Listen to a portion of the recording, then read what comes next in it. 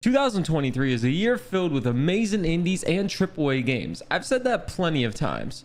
But also this year, for me at least, there's been a lot of surprises. Games that exceed my expectations and really just come out of nowhere. Most recently for me, it's been Dave the Diver and Voidigo as the surprise games that came out of nowhere. But I found another roguelike that I feel is being very underappreciated, and I feel I know why, as it looks very similar to a fan favorite. But the roguelite is Oblivion Override. It released into early access on June 13th, 2023, and as of making this video, it has a 90% positive rating on Steam with about 500 reviews, which is pretty good for an action platformer roguelite. And seeing the gameplay, you'll notice it's very similar to Dead Cells, which is one of my favorite roguelites of all time. So when I saw Oblivion Override, I was compelled to try it and see how it is. So how is it? And is it worth that $20 price tag for an early access game? I will say the story isn't as strong as other roguelites like Hades or even Dead Cells, but is any story better than Hades on a roguelite? But what keeps me playing Oblivion Override is the variety, difficulty, and the good amount of unlocks and meta progression that's already available in early access. You start every run in your hub world and play as one of two mechas named Crimson and Lee. And I haven't unlocked Lee yet, but have read two characters are available. And every run starts you with a random weapon, and like Dead Cells, you can upgrade your weapon for better stats and more enhancements, but we'll talk about that soon. In the hub world, you have different characters that all serve a different purpose, and you find these characters inside of runs, and they eventually decide to join you. The first character you find is Mr. Z, who allows you to purchase services you find in runs. This is like shops and any extra items, just like in Dead Cells you can get that. And you spend the currency Naviz crystals, which you get for killing bosses. Next, you have Nico, who unlocks you new weapons which you may randomly start with or find in a run, and that uses the currency SFTs. These actually have use, unlike NFTs, which unlocks in a run as well. And the next character is a more unique character named Yadi, who allows you to recycle a material found in the run and turn it into other currencies. And then finally, we have the meta progression helmet, which allows you to spend the currency in the night on upgrading health abilities and an area that helps currencies. There is one more room called the mech room, but I don't know what that room does yet. I imagine that's where you change your class. But overall, even before a run, you have a lot to unlock and do with a lot of different currencies. I tend to get a little overwhelmed at times when a game has too many different currencies in it,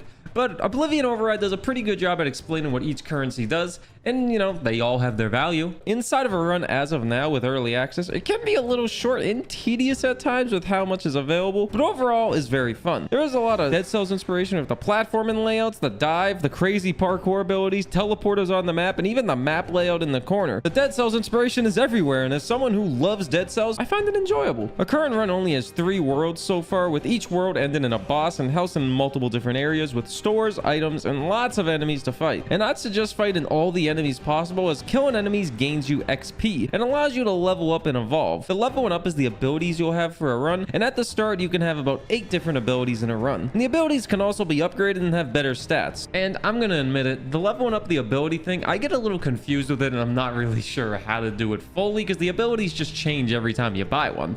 But maybe that's my fault. It's not really too confusing. I've almost won a run, and I'm sure I've leveled up the abilities a couple times on accident. But now here's some more uniqueness, where every world houses multiple bosses, and you unlock the next boss in a world by beating the first one. From what I've seen, the first 2 worlds have 3 bosses total, and then there's the final world with the final boss, which kicked my butt when I found them. And all the regular bosses, they're quite hard. I haven't even been able to win a run, so I can't really attest for this next quick tidbit about the game, but it does have difficulty enhancers with alerts, and it goes up to alert 5. I don't know what changes it makes, but I imagine enemies have more health, damage, or there's just more enemies to fight. But if you're a fan of difficulty enhancers, this game has you covered early on. And really, that's all there is to say about Oblivion Override. I don't need to make this video 10 times longer than it is, but that's what the game is. I find a lot of people miss this game or wrote it off because it looks very similar to Dead Cells, but it has a good amount to stand on its own, and the game is really fantastic. The devs also have a roadmap on Steam and Twitter that shows all the things they plan to add this year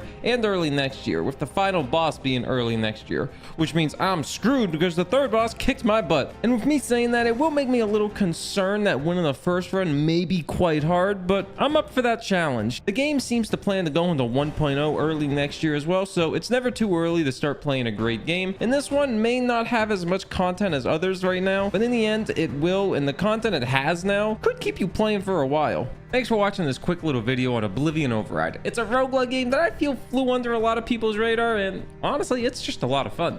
Let me know in the comments if you're gonna play the game or if you have any questions on it. I'll be happy to answer it, and extra special shout out to the people that support me on Patreon still.